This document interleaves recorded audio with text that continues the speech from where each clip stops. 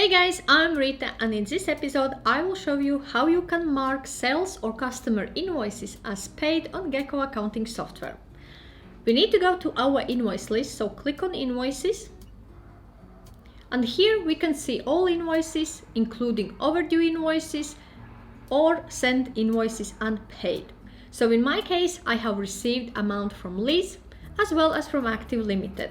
To record payment, if I click on these three dots, and I can add payment. 55 is the total amount. I can select the payment type, so cash or private or bank transactions. In my case, it's cash or private. Payment date was to date, and description is I can quote an invoice 10 and register payment. So now invoice is fully paid. If I go back to invoices, I can see that this has been marked as paid. Other way is to click actually on invoice and click on add payment. Here I can mark as 480 in full paid, or I can add a partial payment. So payment type, bank transaction in my case, it was today, and I will type in details as deposit payment and register payment. So now if I go back to invoices, there is invoices sent, but when I click on Active Limited and I look on information, there is payment recorded.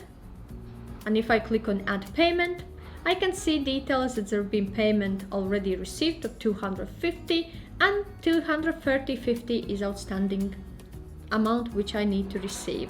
So I have received it. Register payment. And both payment transactions are showing up here now. If I go to invoices, Active Limited invoice is marked as paid now. In this episode, I showed you how you can mark sales or customer invoices as paid on Gekko accounting software. If you have any questions or require any further advice, feel free to reach out to me. Also, I have shared the links in the description section below to my Gekko tutorial and review episodes. If you have not seen those yet, check them out.